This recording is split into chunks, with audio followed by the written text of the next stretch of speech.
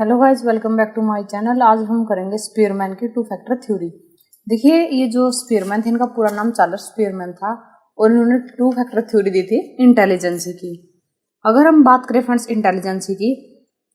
Intelligence को पुराने समय से ही जो है डिफरेंट टाइप से डिफाइन किया गया है और ये हमेशा से ही चर्चा का विषय रही है। आपने भी कभी सुना होगा जैसे कि इंटेलिजेंस यानी कि बुद्धि क्या होती है, या फिर जिसके पास बुद्धि होती है वह बलवान होता है, या किसी अच्छे व्यक्ति के द्वारा कोई बुरा काम अगर कर दिया जाता है तो लोग क्या कहते हैं कि इसकी तो बुद्धि हर ली गई है या फिर इसकी तो मोती मारी गई है। तो इस तरह से जो अनेकों लोग हैं, अनेकों लोगों ने बुद्धि को अलग अलग तरह से देखा है। कुछ लोग कहते हैं बुद्धि जैसे जिसके अंदर कम बुद्धि होती है या फिर किसके अंदर ज्यादा बुद्धि होती है। जैसे आपने कहीं पढ़ा भी होगा जड़ बुद्धि, मूड बुद्धि या कम बुद्धि। अगर बुद्धि के स्वरूप को समझने की कोशिश करें तो इसका जो स्वरूप होता है, इंटेलिजेंसी का जो स्वरूप होता है, उसको समझना बड़ा कठिन होता है। जैसे कि हम बिजली के स्वरूप को नहीं समझ पाते, लाइट के स्वरूप को नहीं समझ पाते, उसको समझना बड़ा मुश्किल होता है।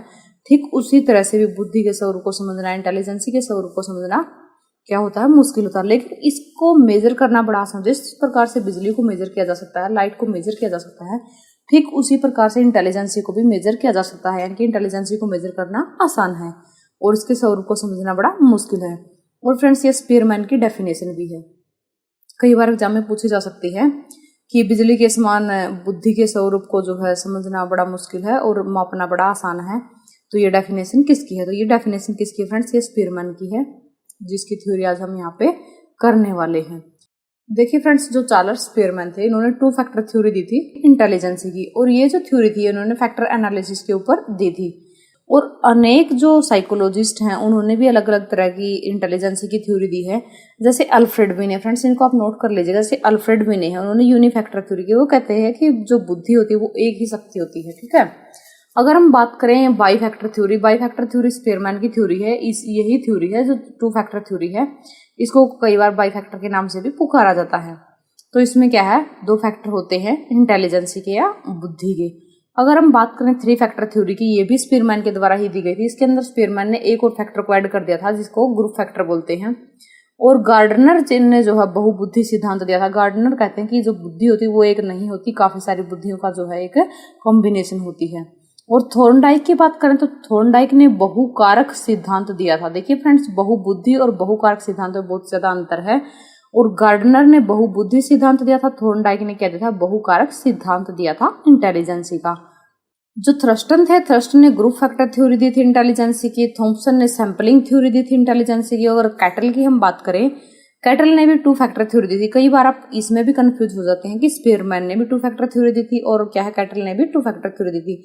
देखिए, कैटल ने टू फैक्टर थ्योरी में किस तरह से इंटेलिजेंसी को डिफाइन किया था। उन्होंने एक माना था कि जो इंटेलिजेंसी तो फ्लूइड टाइप होती है और दूसरी जो इंटेलिजेंसी होती है वो होती है क्रिस्टलाइज्ड, ठीक है। और यहाँ पे क्या था, जी फैक्टर, जर्नल फैक्टर और S special factor. Charles Spearman की थ्योरी में जी जर्नल फैक्टर होता है और एस स्पेशल फैक्टर होता है। लेकिन कैटल की थ्योरी में क्या है, फ्लूइड और क्रिस्टलाइज्ड, ये दो अलग फैक्टर हैं। और बर्ट और वर्नन ने जो है हायरार्चिकल थ्योरी ऑफ इंटेलिजेंसी दी थी। और अगर हम बात करें गिलफोर्ड की, तो गिलफोर्ड ने three dimensional theory of intelligence दी थी। तो फ्रेंड्स, इस तरह से कई हमारे साइकोलॉजिस्ट हुए हैं जिन्होंने अलग अलग तरह की जो है थ्योरी दी है। चलिए, हम चार्ल्स स्पीयरमैन की थ्योरी के ऊपर ही आज बात करने वाले हैं। तो चार्ल्स स्पीयरमैन ने ये जो थ्योरी है ये कब और कैसे दी थी। चार्ल्स स्पीयरमैन क्या थे, एक साइकोलॉजिस्ट थे और इन्होंने 1904 के अंदर एक एक्सपेरिमेंट किया था फ्रेंड्स। और इस फैक्टर में उन्होंने एक स्टैटिकल प्रोसीजर का यूज करते हुए फैक्टर एनालिसिस को डिफाइन किया था।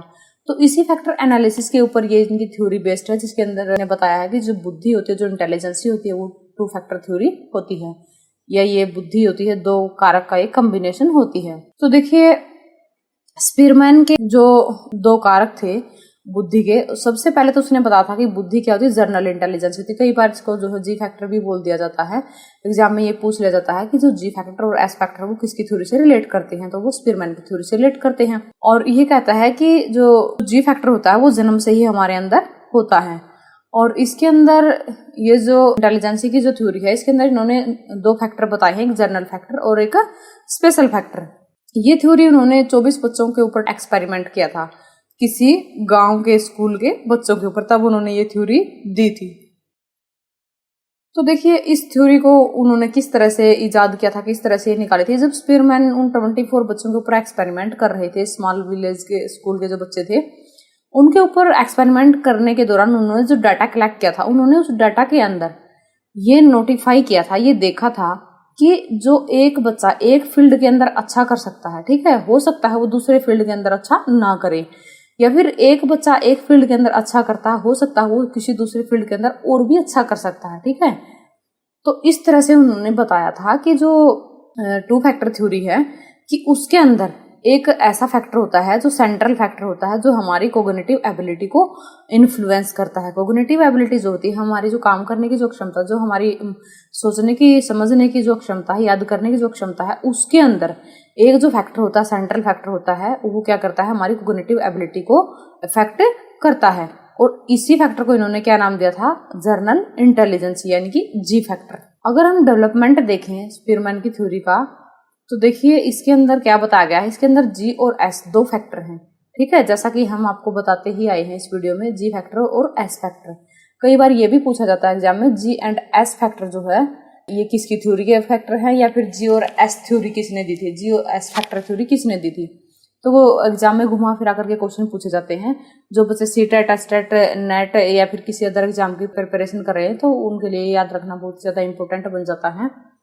तो आइए देख लेते हैं, जो जी क्या है, एक जर्नल फैक्टर है। ये जी किसको क्या है, जर्नल इंटेलिजेंस को नोटिफाई करता है। और ये क्या करता है, जो हम मेंटल, यानी कि जो भी हम काम करते हैं, ठीक है, हमारे जो मेंटल टास्क होते हैं उनके ऊपर इन्फ्लुएंस रखता है, यानी कि हमारी जो परफॉर्मेंस होती है काम करने की, उसके ऊपर इन्फ्लुएंस डालता है।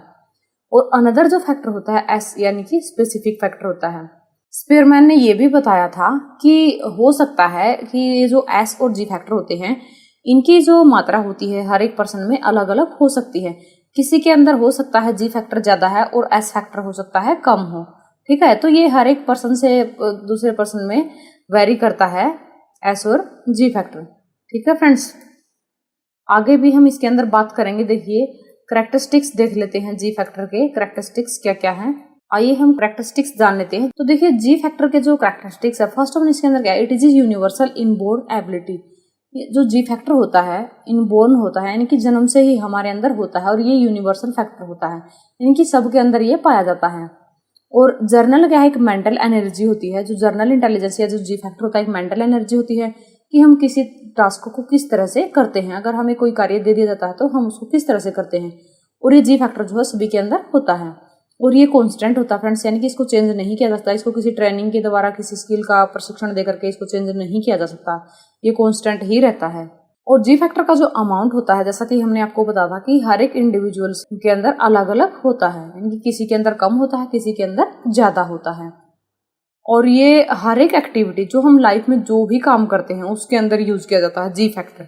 लाइफ में काम करने का मतलब है फ्रेंड्स, देखिए जैसे आप कहीं सफर करते हैं, आपकी एक गाड़ी छूट जाती है तो आपको दूसरी गाड़ी पकड़नी है। दूसरी गाड़ी के टाइम पे ही आपको क्या होता है, कोई दूसरा अदर प्राइवेट व्हीकल भी आपको दिख जाता है, तो आप उस टाइम पे क्या डिसीजन लेते हैं कि किस तरह से आप ट्रैवल करने वाले हैं। आपको दूसरी गाड़ी पकड़नी है या किसी अदर व्हीकल से जाना है, या आप उस दिन के लिए आप अपनी जो यात्रा होती है, जो विजिट होती है, उसको छोड़ देते हैं कि आज मैं नहीं जा रहा। तो ये क्या है, ये सारी की सारी जी फैक्टर के ऊपर ही डिपेंड करती हैं। और जितना व्यक्ति के अंदर जी फैक्टर ग्रेट होता है, यानी कि जितना बड़ा जी फैक्टर होता है, यानी कि जितना जल्दी वो डिसीजन ले लेता है, जितना जल्दी वो काम करता है, या अपने मेंटल जो पावर होती है उसका जितना ज्यादा इस्तेमाल करता है, वो लाइफ के अंदर ज्यादा सक्सेस पाता है। अगर हम बात करें एस फैक्टर की फ्रेंड्स, देखिए जो एस फैक्टर के कैरेक्टरिस्टिक्स होते हैं, एस फैक्टर क्या होता है, ऐसा फैक्टर होता है, यानी कि स्पेशल जो फैक्टर होता है वो उसको लर्न किया जा सकता है, उसको एक्वायर किया जाता है इन्वायरमेंट में। लेकिन जो जी फैक्टर था वो क्या था, वो जन्मजात हमारे अंदर होता है।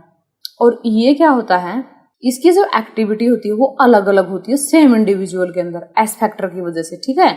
और अगर हम बात करें एस फैक्टर की, तो ये क्या है, इंडिविजुअल के अंदर इसका भी अमाउंट क्या है, अलग अलग होता है। जिस तरह से जी फैक्टर का अमाउंट अलग अलग होता है, उस तरह से एस फैक्टर का अमाउंट भी अलग अलग होता है।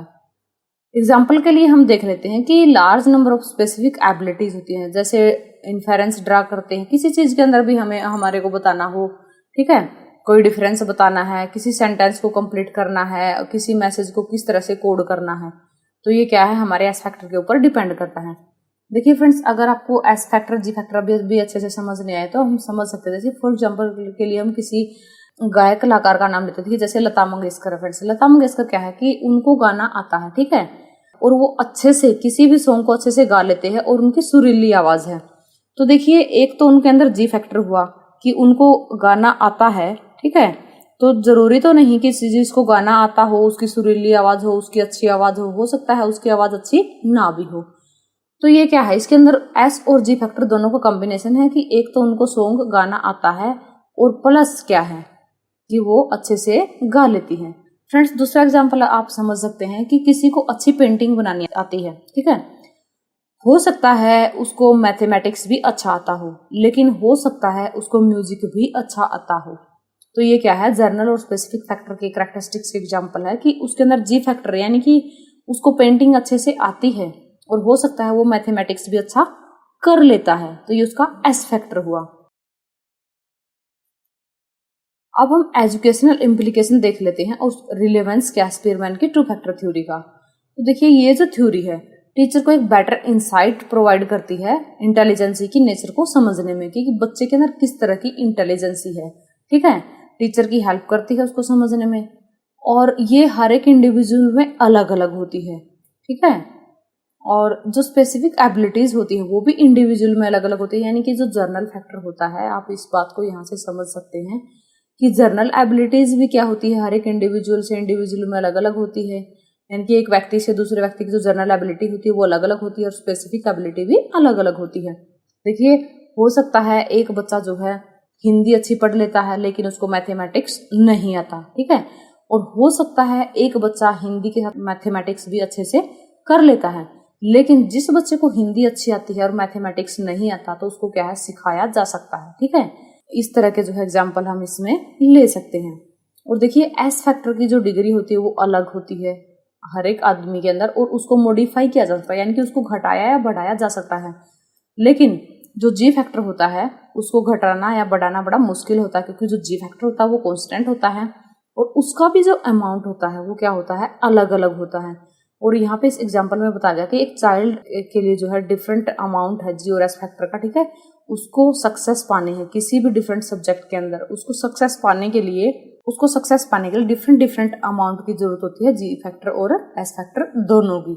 ये कहता है we require a high quality of G factor for our success in life, की अगर हमें लाइफ में अच्छी सक्सेस पानी है तो जी फैक्टर का हाई क्वालिटी का होना जरूरी होता है। और दोनों के दोनों जो जी फैक्टर होते और एस फैक्टर होते हैं इनकी हाई कोरिलेशन होती है। ये हाई कोरिलेशन कहाँ से ज्ञात की थी फ्रेंड्स, जो फैक्टर एनालिसिस क्या था इन्होंने स्पीरमैन ने, और वहीं से थ्योरी बिल्ड की थी, तो उसी में इसने देखा था कि जो जी और एस फैक्टर होते हैं उनकी जो कोरिलेशन होती है, उसने जो डाटा कलेक्ट किया था, जो स्टैटिकल उसके ऊपर टेस्ट अप्लाई किए थे, तब उसने पाया था कि जो कोरिलेशन होती है, जो इनके अंदर संबंध जो होता है वो बहुत ही हाई होता है जी और एस फैक्टर के अंदर। ये जो थ्योरी होती है फ्रेंड्स, ये एबिलिटी टेस्ट के कंस्ट्रक्शन में बहुत ज़्यादा हेल्प करती है कि बच्चों के अंदर किस किस तरह की एबिलिटी है, किस किस तरह के टेस्ट उनको प्रोवाइड किए जाने चाहिए, और ये टीचर को गाइड भी करती है।